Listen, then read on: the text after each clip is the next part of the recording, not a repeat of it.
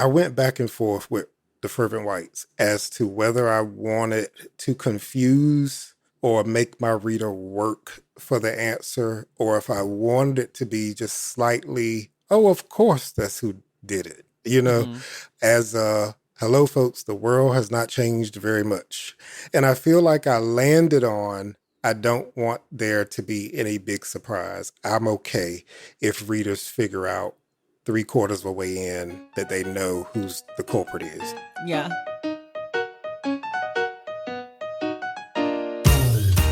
Welcome to The Stacks, a podcast about books and the people who read them. I'm your host, Tracy Thomas, and today we are joined by award-winning author Deshaun Charles Winslow to talk about his newest book, The Fervent Whites. This book is set in 1982 and explores the long-simmering tensions that arise in the fictional Hudson Valley community of Fervent when former neighbors, the Whites, return from prison with a vengeance after being exonerated of a homicide that rocked their small town. Today, we talk about the intimacy of neighbors, Black men writing genre fiction, and why Deshaun has chosen to write 3 books with female protagonists. Our book club pick for August is Fish Tales by Nettie Jones. We will be discussing the book with Sequoia Holmes on Wednesday, August 26th. Do you like this podcast and want even more bookish content? Well, babe, you're in luck. You can join our community, the Stacks Pack, on Patreon and subscribe to my newsletter, Unstacked, on Substack. In each of these places, you'll have access to a variety of perks, including bonus episodes, virtual book club meetups, exclusive hot takes and opinions. And by supporting us through either of these platforms, you make it possible for me to make the Stacks free every single week. So consider joining the Stacks Pack at patreon.com/thestacks and subscribing to my newsletter, Unstacked, at tracythomas.substack.com. Now it's time for my conversation with Deshaun Charles Winslow.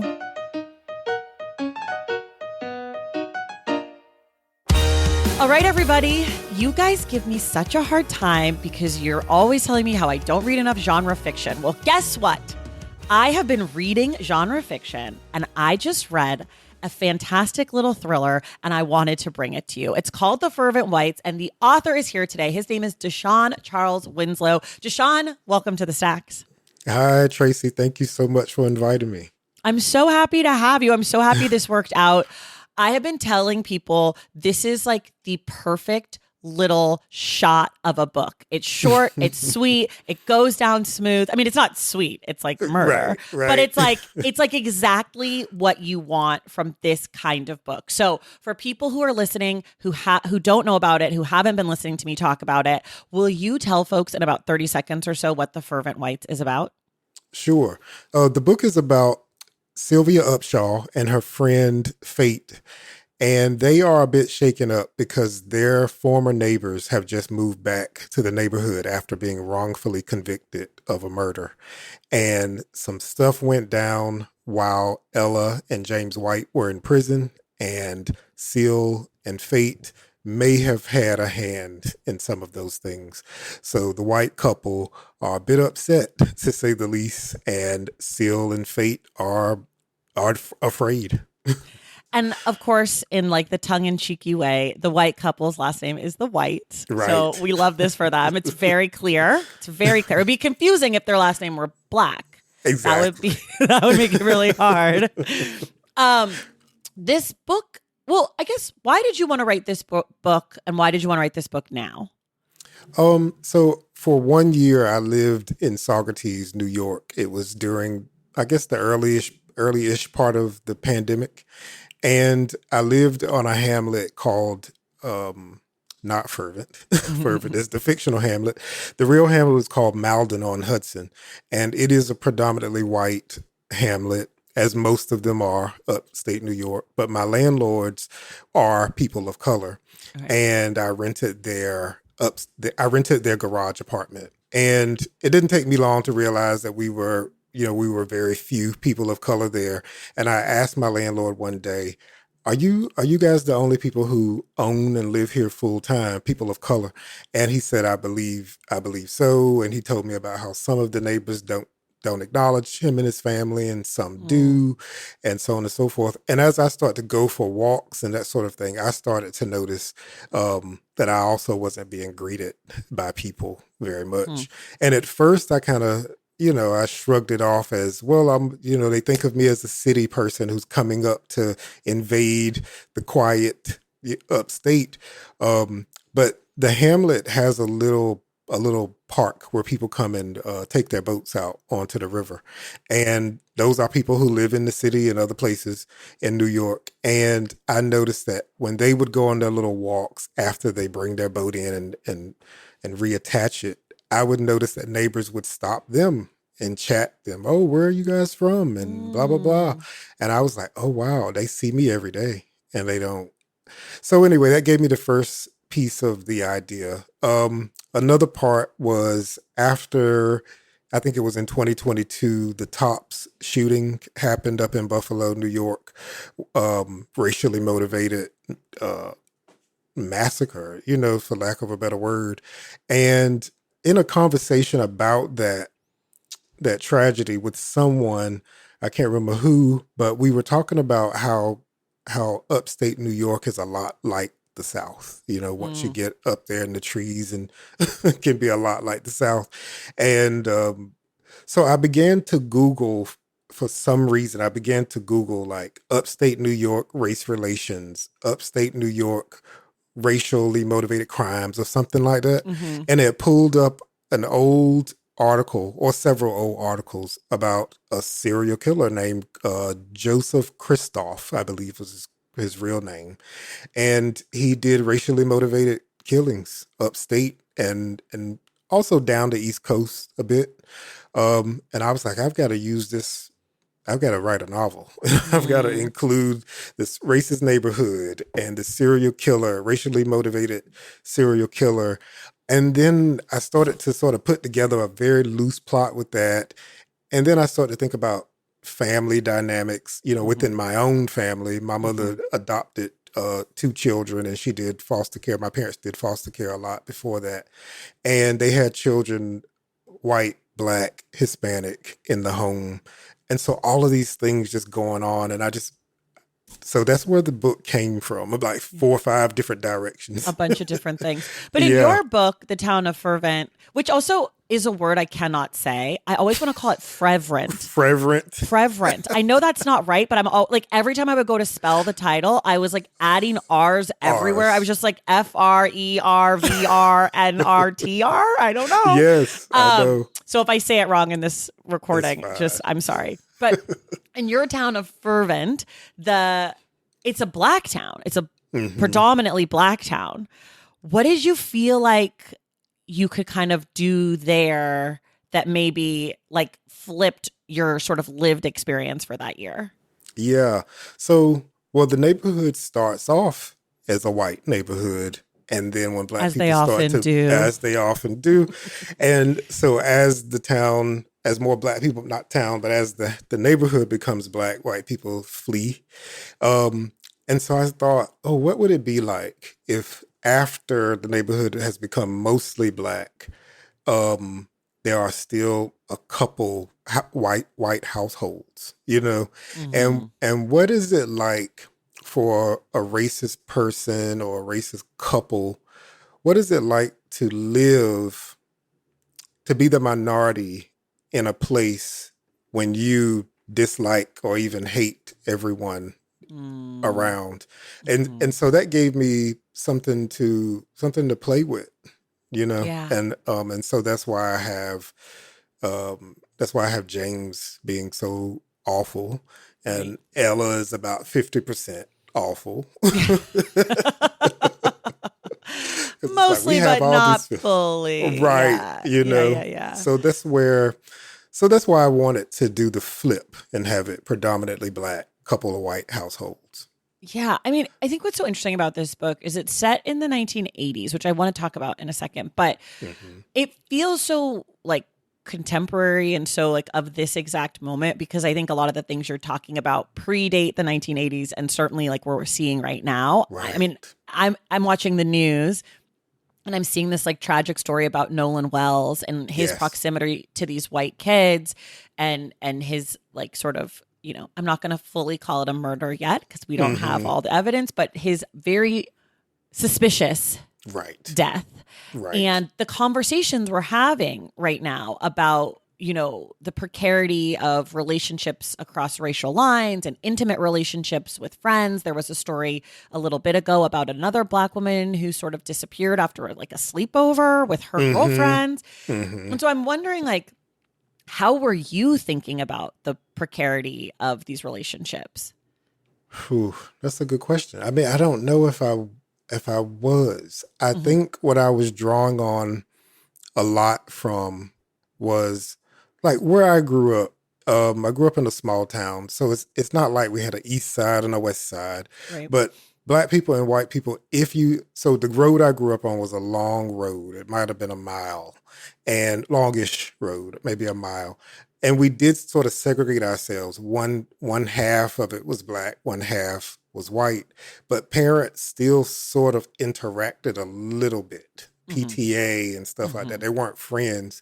But there was always a little bit of tension. And I remember an incident when I must have been in the second or third grade, and I had brought home a friend of mine decided we were going to swap towels. I don't Mm. remember why we took towels to school at that age, but we decided we were going to swap towels, and I brought his towel home and stuff. And I was like, look, Ma, I bought so and so's towel home.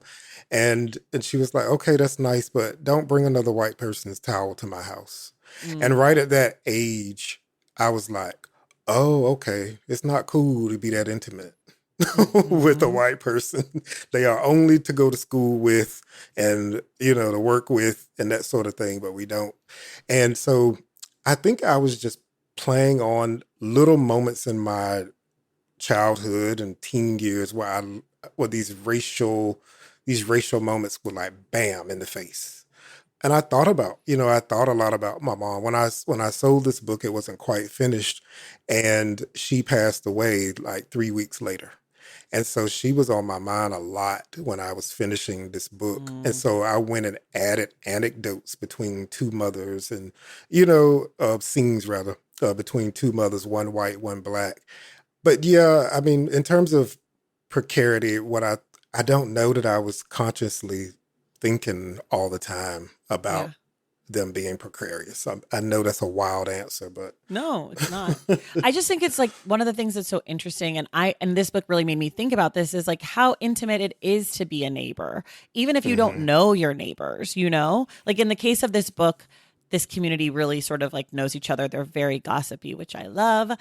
But even if they weren't, you still see things. Like you still hear when your neighbors are having a fight, or like right. somebody wakes up earlier than normal, or somebody's not around as much. Yep, And I think like that's already sort of a tricky thing to navigate it sometimes. is. And then you add the racial dynamics in a place that is not particularly diverse.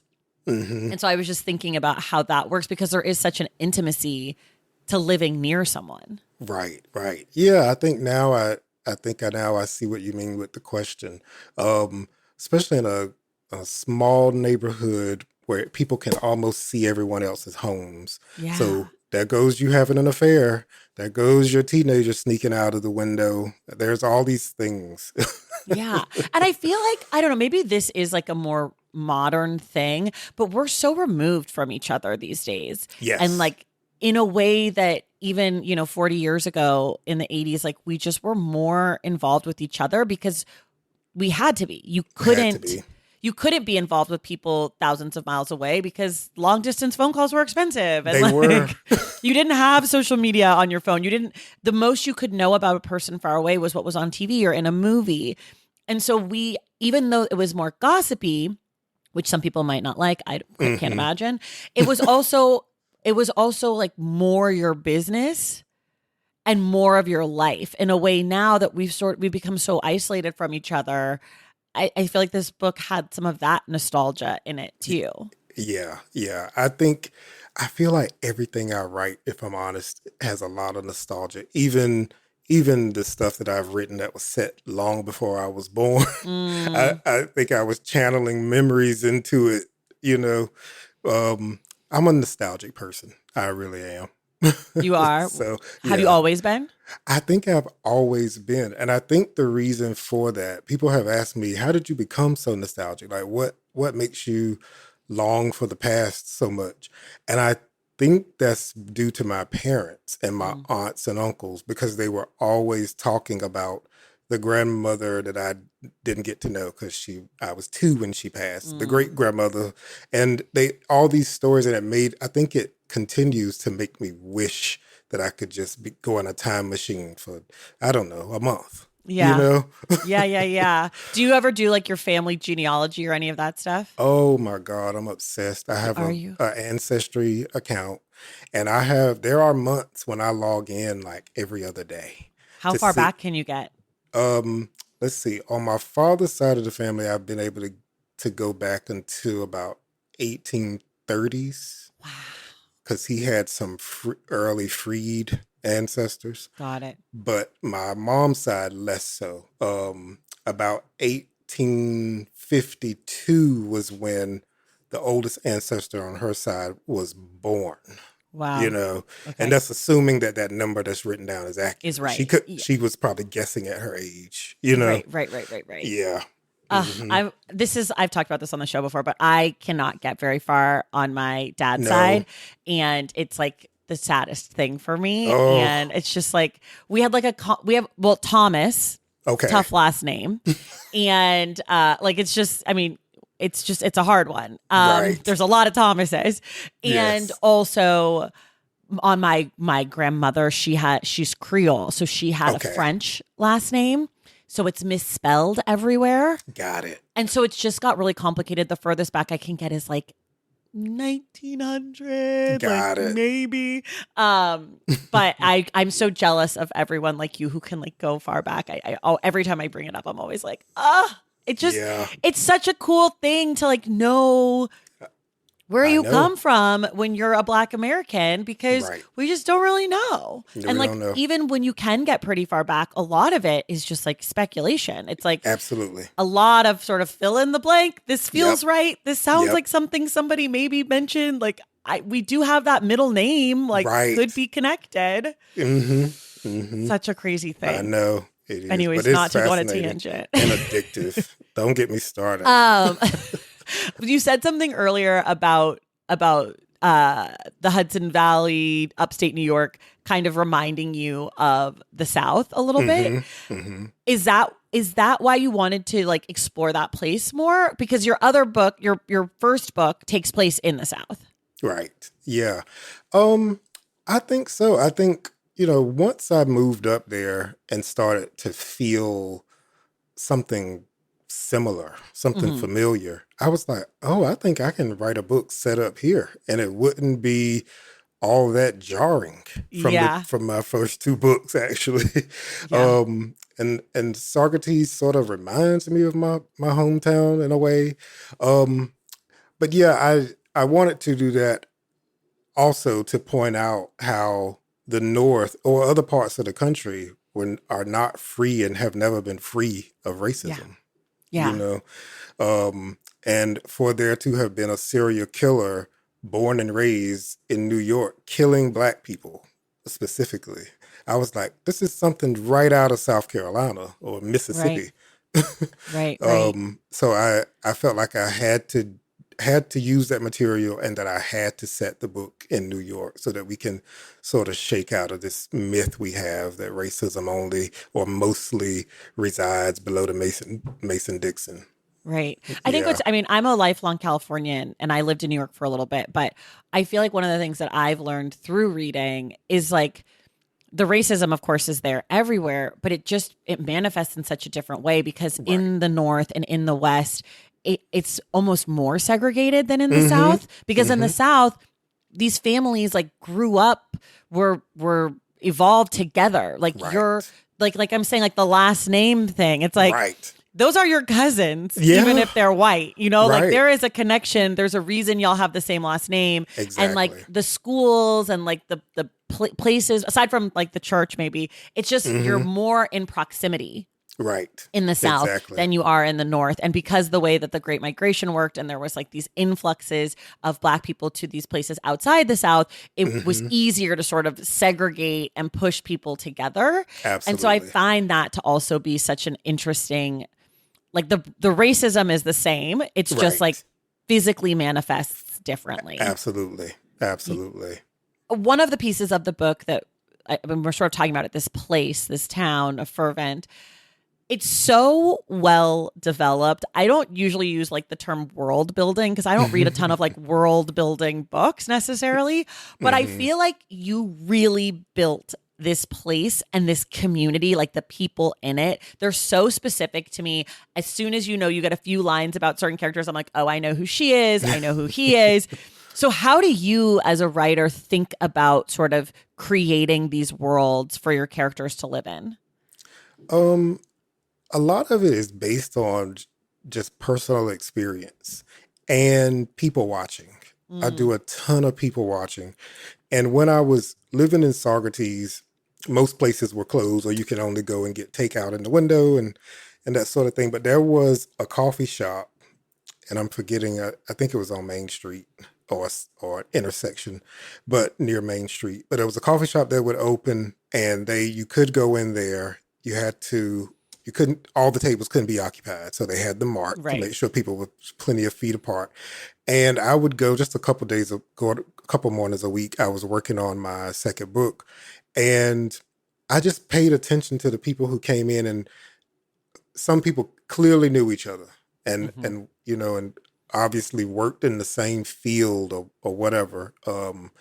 And some people clearly knew each other but didn't like each other. It would be good morning, Marge, and that was Mm. all Marge got, you know. And Oh, Marge. yeah, and so I would sit there and I would just come up. I was like, oh, she doesn't like Marge, probably because they had a fight about something 10 years ago. And I would just make up shit, Hmm. Hmm. and I dreamed up the owners of the coffee shop, their daughter worked there.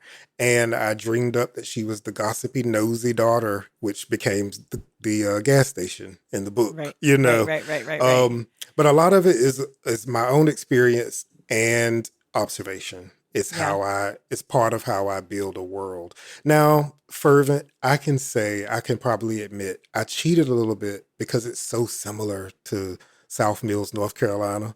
Got So it. I did not have to create a world from scratch. I Yeah. was like, I'm gonna borrow some stuff from what I've already done, and just move it to a different part of the country. Yeah. When you're borrowing from things, like whether it's the coffee shop girl or your hometown, do you consciously like write that down? Are you like, okay, Megan, coffee shop girl, like these are things? Or as you're writing, does she sort of just come back to you and like, oh, she would be a good fit for this plot device? Yeah. It's normally the first draft, I may not be thinking as specifically about that coffee shop lady, Hmm. but in a second draft, I may say, "Oh, why am I setting it in the coffee shop? I can transpose that to a gas station, Hmm. and instead of making up this character, trying to make up a character, I could make her based on the daughter at the coffee shop. Right. So right, so it's not always on. So I'm not jotting anything down, but it's usually on round two or three of a draft, and I'm like, oh yeah, I could just use that person I actually saw. Hmm. Hmm. Hmm. And how about like with plot? When you go in, how much do you know, especially in a book like this that's like sort of a, I don't know, thriller, mystery? What do you call it? I think it's a hybrid Yeah. of the two. Okay. Yeah, Okay. It's a thristery. it's a thristery. Yep. um, how much are you going in? Like, when do you know the ending? When do you know the plot points? Do you kind of outline it all and have an idea? Do you start with the end and you're like, how can we get there? How do you, Deshaun, figure it out? Hmm. I do a very, very loose outline. And when I say loose, it's very loose. It'll be, this is how the book will end. This thing has to happen in the middle, and the end will be this. These three, maybe four major plot points, and I fill in the rest as I go. And that can be aggravating because you change your mind a lot about how to get to point from one to two and so on. Um, but yeah, I would say with the last two books, plot sort of came first, I Okay. believe. Yeah. And then Hmm. as far as like your reader, Hmm. how much do you think about their experience in a sort of thristery? Like, do you want them to solve it? Is it your goal that you've left us enough breadcrumbs that we figure it out? Or are you like, if you see like a review and someone's like, oh, I figured it out, are you like, ah, darn, like I really wanted to surprise you? Yeah. So I went back and forth with the Fervent Whites as to whether I wanted to confuse or make my reader work for the answer, or if I wanted it to be just slightly, oh, of course, that's who did it. Mm-hmm. As hello, folks, the world has not changed very much, and Right. I feel like I landed on. I don't want there to be any big surprise. I'm okay if readers figure out 3/4 of the way in that they know who's the culprit is. Yeah. Um, because I am trying to send that message. It's kind of Jim Crowish, Right. Right. all over again. But I don't want it to be like I said. I don't want people to figure it out absolutely until about 3/4 the way in. So Yeah. I do want there to be a bit of a treasure hunt, treasure for lack of a better word. But Yeah. Okay. Well, that's, I think, what happened to me. I did figure it out before, but not super before. Like I was like, oh, okay, I see what's happening here. yeah, yeah, Um, okay, good. Okay, I did the right thing. I you did what you did. wanted. I'm a good student. You are. Okay, wait, let's take a quick break and then we'll be Sure. right back. Summer has been good to us over here at the Stacks. We have released the nonfiction reading guide. We have celebrated my birthday. And as always, we have released a whole bunch of bookish episodes with authors and readers. If you've loved hanging out with us and you find yourself craving even more from the Stacks universe, consider supporting us on Patreon and Substack. Making this podcast takes a whole village. And by subscribing to both of these places, Patreon and Substack, you allow me to make the show, to work with my fantastic team, and continue doing what we do best, which is talking books. And when you join, you yourself get some perks. On Patreon, which is really our bookish community, you have access to hundreds of other readers in our Discord. You get to be part of our year-long reading challenge to push your reading goals. And you get to attend our monthly virtual book club meetups. Then over on Substack, which you can think of more as a place for hot takes and pop culture analysis, you get my newsletter, Unstacked. Over there, I'm giving you reading rankings. I'm talking about the books that are coming out and my weekly grown-up show and tell, which has me recapping my loves and my hates from the previous week. So that's what you get in each place, but there is some overlap. On Patreon and Substack, you will have access to my nonfiction reading guide from now until September 22nd, as well as access to our monthly bonus episodes. I understand that paying for subscriptions might not be available to some of you, and that's why in both Patreon and Substack, there are also free tiers that can help you stay connected with the Stacks and get you some pretty cool bonus content. So head to patreon.com/the Stacks to join the Stacks pack and subscribe to my newsletter at tracythomas.substack.com. All right, we are back, and I want to talk about genre because I don't know if you even identify as like a genre writer. I don't know. Some writers don't like that. Some writers do. I think some readers, I don't know. It's like such a touchy thing, but Yeah, I not guess for me. you don't care. I You don't like mind. it. I don't mind. I have been labeled. I've been labeled a literary writer, which I disagree with, but fine if people think I am. Why do you And disagree with that? I don't. I don't know. It may have something to do with what I compare my work to. When I think of a literary, I'll be specific. When I think of a Black male literary writer, I think of the Baldwin work Sure. and Ta-Nehisi Coates and just people with really, really, really high vocabularies and much more education than I have. So like I don't consider my first or second book literary at all. Right. And I definitely don't think of The Fervent Whites as literary. I think of it as a thriller with a little bit more character Yeah, I would development. say I was calling it a literary thriller. That's Because fine. I like that. it has a little, like I sometimes think of like a thriller can be just like so plot focused, but like I said before, you build the town, you build the community. These characters have some depth to them. They're pretty like Mhm. well developed to me, which feels a little more literary. Thank Um, you. but I don't. I'm so. I don't know. I don't love all of the differentiation per se, but I also do find it helpful. Like I think Right. genre is like such a helpful construct, though I acknowledge it's a construct. Yeah. But I feel like one of the things that I've noticed a lot, and I'm not sure if you've noticed it, and again, I'm not as much of like a genre reader, but when it comes to Black male writers in the Mhm. genre space, I don't feel like there's that many. Do There you feel like aren't. there are a lot? There aren't at all. Okay. I can probably only name, let's see, Walter Mosley. And I think his work is very literary, I think so too. honestly, you I know, think so even though too. his books are in the mystery section in the library and stuff. Yeah. But Walter Mosley, S.A. Cosby, I can't even think of There's more. Who am I that. not thinking of? I can think Well, of there's some like in like the women. sci-fi space, but in the like more Right. mystery thriller, Right. Yeah. it's sort of yeah. I feel like we're Right. forgetting an obvious person though. Who We are we are forgetting? I probably. can't. There's like somebody that's like I was just talking about yesterday that I'm forgetting, and everyone's gonna be like, I I can't believe know. you guys forgot. I know. You guys can DM me and tell me I'm an idiot. It's fine. Yeah. You do it Put it in the anyways. comments.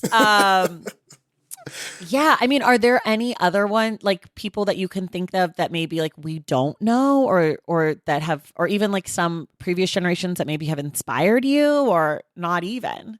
I think partly Walter Mosley, you know, because his work is so literary. Yeah. Partly by Walter Mosley, but I'm also one of those writers who wants to try different things, you Yeah. know, and that was something I was afraid about. I was like, because there all this discussion around branding, and I was Mm, like, am I going to be able to, after what I did with In West Mills and Decent People, and now with Fervent?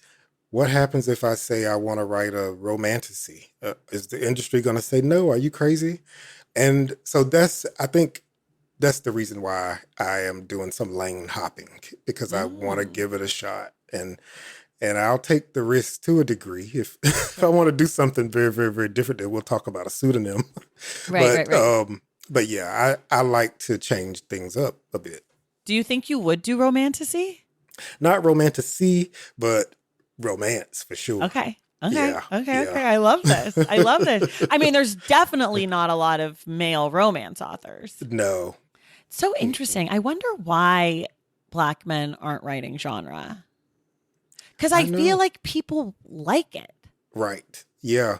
And there are definitely a lot of Black men who love it Yeah. because I see the bookstagrammers who have accounts that are all fantasy, Right. all mystery thriller, you know. Right.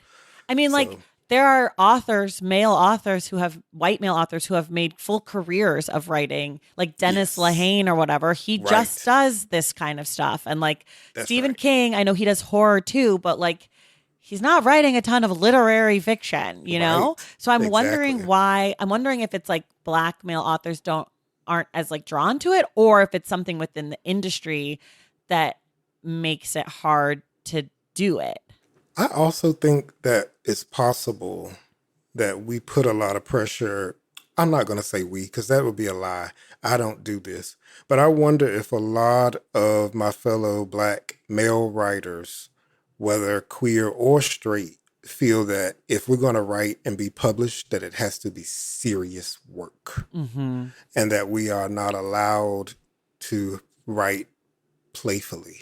You know, Mm-hmm. I wonder that a lot, and especially when I'm on threads and I'm reading posts, and it's stuff that I agree with 99% of the time.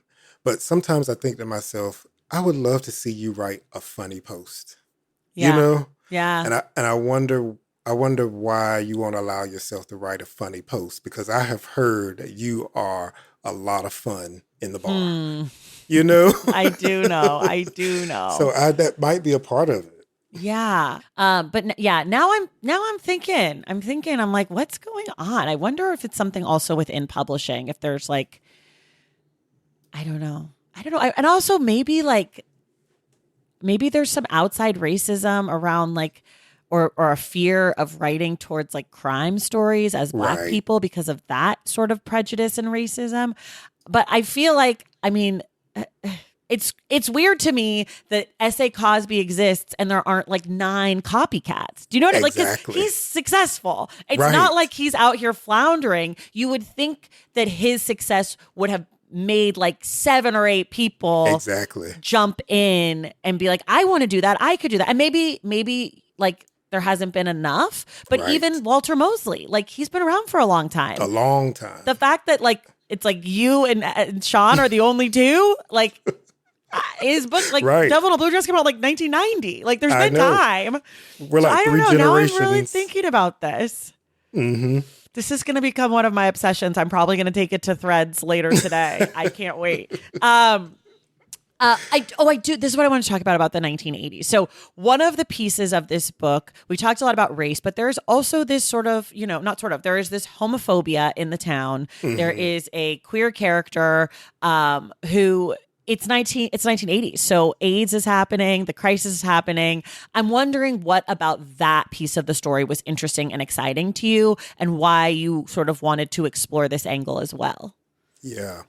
Well, I chose the 80s primarily because of the serial killer when he was doing his thing. And I said, okay, I'll set it around that time because it'll just make it a little more real for me. But in terms of the homophobia piece, I had said that after Decent People, I was not doing homophobia anymore. I was like, I said what I said. I did it one time. But as I started writing Fate more, I was like, I can't just pretend that everyone is okay with a gay neighbor. Right. I just can't do it. But I had sort of put the AIDS epidemic out of my mind. I didn't want to deal with that. And my agent said, you got to mention it a couple times, at least, and I said, damn. Yeah. But I just didn't want to deal with it. I mean, I actually thought it was sort of great because you do mention it, but it's not like a huge plot point, but it is a piece of the story because Fate's partner, this is not a spoiler, Fate's partner lives in the city and kind of like comes up to visit. And so I loved that idea of like this like scary thing that's happening in the city. And then this gay person who we already don't like because he's gay is bringing his gay boyfriend from the city with the disease. To our town. You know, and I was like, right, of course, because that is the dynamic of like the homophobia, of the anti like HIV and like all the scare and I just thought that was like really smart. I really like that. How did you name your characters? Let's see. This time it was less strategic. Okay. Sylvia is a name that I just like because I grew up with a girl named Sylvia. Now Fate's name, double entendre, but I had a family member named Lafayette. His nickname was Fate. So I named him after this. I named the character after Fate. But also, I had ideas about Fate, which I will not talk about. Okay. So, because it's spoilers. Yep. Okay. So it made the name more powerful. But everybody else, those names I just kind of grabbed them. Did you always know the whites were going to be the whites? Like, did you have the title in mind, or did the title? There was one title before it, and it was "Oh How Fervent." Okay. And then as I got to writing James and Ella, and at some point I was like, I'm just going to name them White. It's easy. And people will think it's funny that it's a white couple named White. And then I changed the title to the Fervent Whites. Okay. Yeah. Okay. And what about the cover? Were you involved in it at all? A little bit. They showed us that cover with various color schemes. So I always liked the cover. The color, we went back and forth just a teeny bit. Ooh, what was it? What was the other other option? one was like some blue. Yeah, I love this cover. This is one of my favorite covers this year. This is one of my favorite covers of the year for sure. I mean, I'll be honest with you. I saw this. Maybe I saw it on PJ's Instagram, and I was like, "What is that?" I was like, "I need to read that." I didn't know any. I mean, I recognized your name, but I was like, "What's happening here?" That is like doing it. It's doing it big time for me. Yeah. We love the covers, especially after the red came in. Yeah, We the were red. Like, oh, Yeah. It just, I don't, it's like funny. and also like kind of scary. And you're I like, know. what's going on here? And I feel like the actual title just looks so good. And it's like the title is so provocative.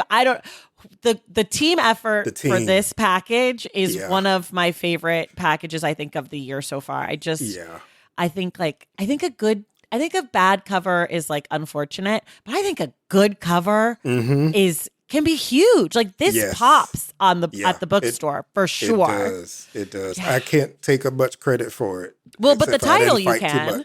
The title you name the town and you name the characters. And I feel like, I don't know. Plus, like your name, you can't really take credit for, but the 3 lines, like the symmetry of your name and like it just works. It just really works for me. I'm just like really into it.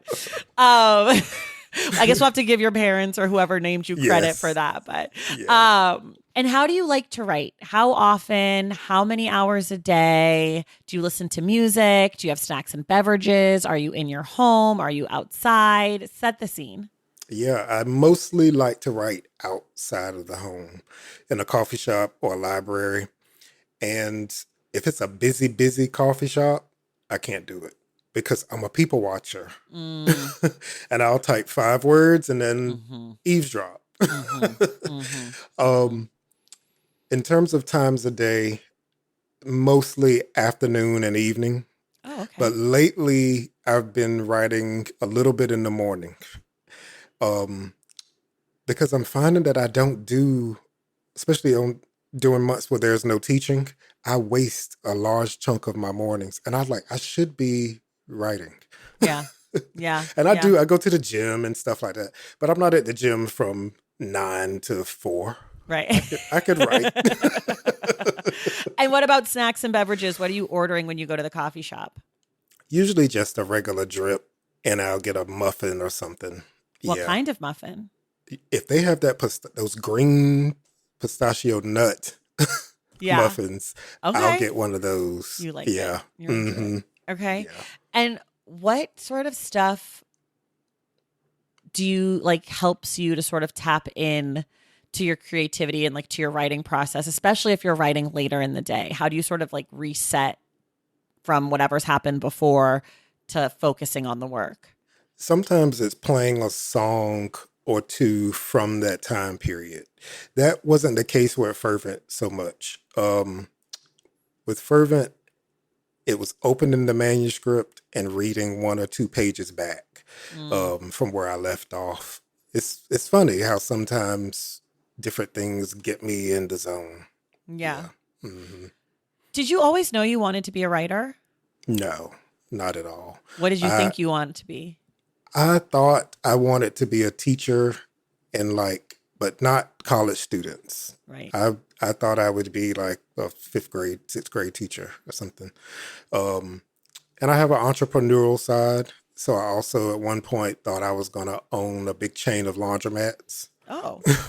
I know. Okay. Yeah. Because I worked at a dry cleaner laundromat combo in my early 20s. And I kind of love the industry. Yeah. You got to write one of those books. I feel like that's like a good place for some nefarious stuff to go down. Yeah. Yeah. Do you think? I also know. all the people coming in doing laundry. Right. Like, what are you guys washing? Exactly. You know? Yeah. You cleaned up a murder scene. Or like an affair, you know? Right. Someone else's drawers. Like, I don't know. I feel like I would read a laundromat. I would read a novel about like a laundromat kingpin. Yes. Who's like laundering money, but also like the town, the affairs, you know? Like, right. I'm into it. Maybe he's got like a kid, like a super smart kid or something, my God, I'm writing who's this like down. in the bit, like getting everybody's business, like a Harriet the Spy situation. And he's queer. For sure. This is good.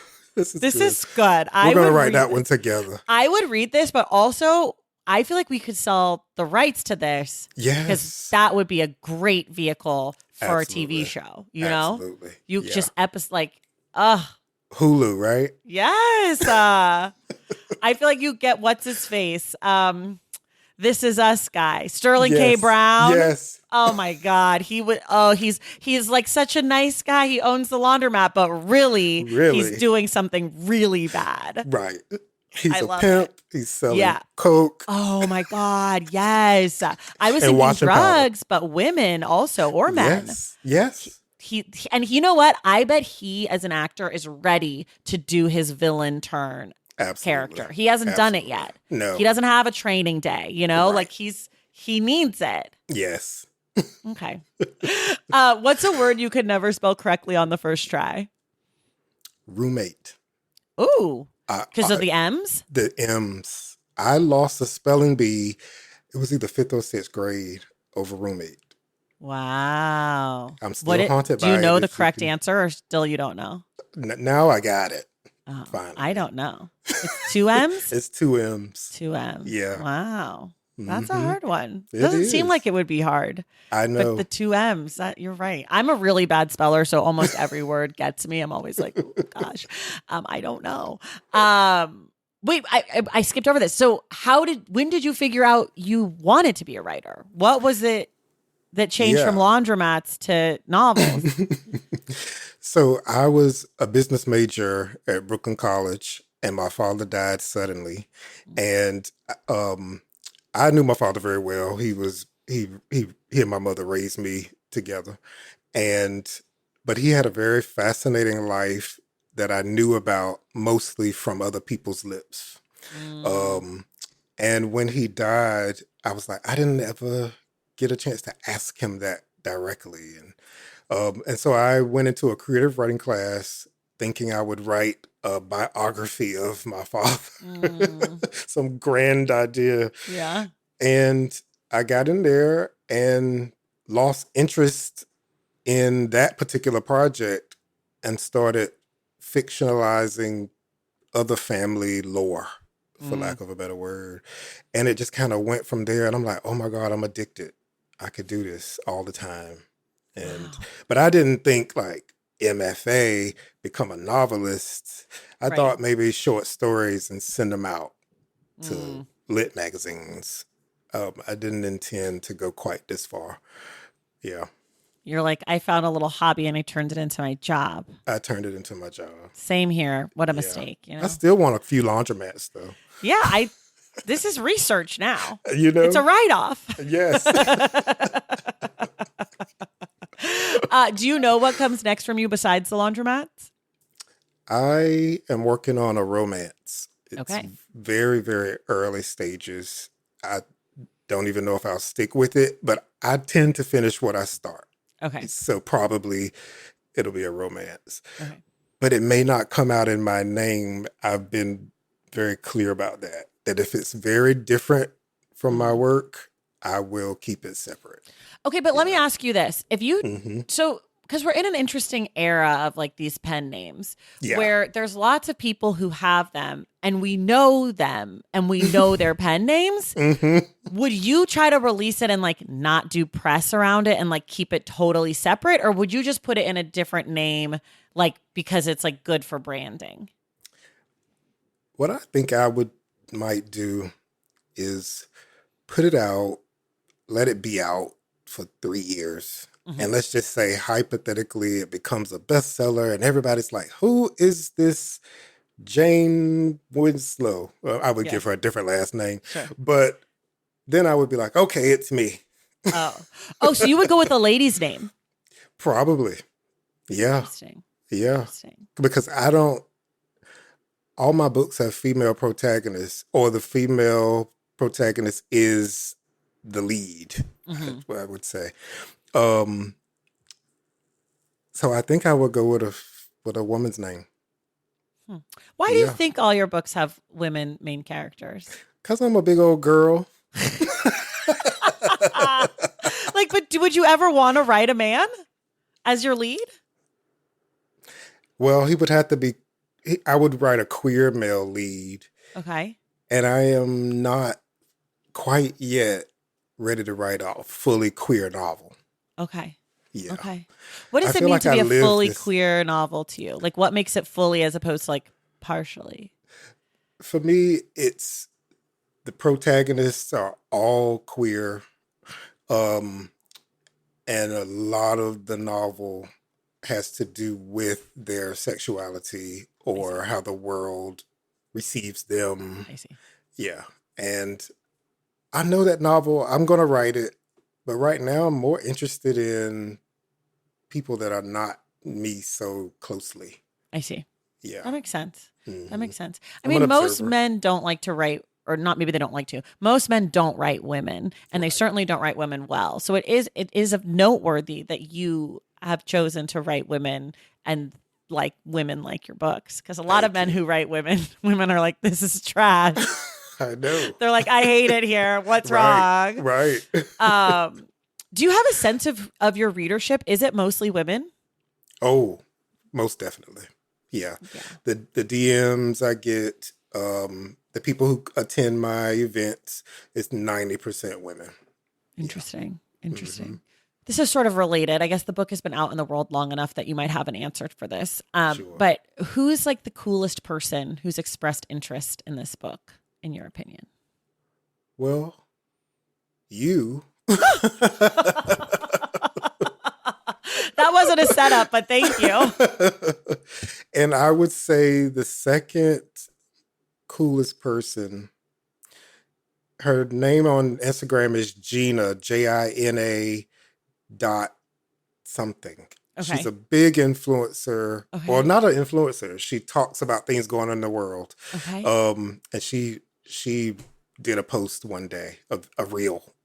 She Oh. had picked up a copy of the book from Baldwin and Oh. Sons and Company. Yeah. Baldwin and Baldwin and Co. Company. in New Orleans. Right. And she did a video and I was blown out of my mind. Yeah. Oh, I love that. Okay, Yeah. we'll link to that and everything Yeah. else in the show notes. Okay, for people who love this book, The Fervent Whites, what are some other books you might recommend to them that are in conversation? Let's see. I would say Just a Nice Couple, just the Nicest Couple Okay. by Mary Kubica, Okay. Kubica. I would recommend Drowning with Others and by Kier. I'm forgetting the whole name. It's okay. We'll link You'll link everything it. in the show notes. So as long as you give me Okay. a good title, I'll be able to find it. Gotcha. And S.A. Cosby's Ashes, King of Ashes. I Yeah. love that. He came on the show last year for that one. Nice. I really liked it. Two more questions. One is, Sure. what do you hope folks will keep in mind as they read this book? I hope people will remember that mothers can be really good mothers to a child they didn't birth. That's one thing. Mm-hmm. Another one would be love thy neighbor as best you can. Yeah, even if they're Mhm. racist These- assholes. Don't love those ones, okay? Don't love those. We're on the fence about the whites, Right. okay? Yeah. Yeah. But otherwise, in general, like try to leave people alone if they're not bothering you and you're not bothering them, and just try to coexist to a point. Yeah. If you could have one person, dead or alive, read this book, who would you want it to be? Ooh. I would say I would love for Walter Mosley to read this book. Did you send it to him? No, You should. I should. I'm scared. So of what? That he's not going to like it? Who cares? But he might say, "How dare you send me a book? Do you know who I am?" As many books as he's publishing, he can't get mad at someone else for publishing one book. Right. He's got like 7 books coming out this month. Doesn't he have 2 or 3 books this year? I think at least so. 2. At least 2 this year. Yeah. Listen, he needs to take a break and read your book. Well, Yeah, I don't know I him, but Me either. he's in LA, so maybe I'll go find him, like knock on his door and be like, I've got a book for you. Well, Deshaun, this was amazing. Thank you so much. People at home, you can get The Fervent Whites wherever you get your books. I did listen to a little bit of the audio. It's quite good. Someone in the Stacks Pack said that they put the audiobook on for a long drive. They had them and their husband. Yeah. And that the husband, who's not a big reader, ended up loving it and was like, put the book back on, put the book back Wow. on. So it's good on audio too. I mostly read it off the page, but it's a good one either way. Cool. Thank you so much, Tracy, for Thank having me. This has you. been fun. And this is one of my dreams to be Oh, on this yay. podcast. Yeah. That's very nice of you to say. Thank you so much. And everybody else, we will see you in the stacks.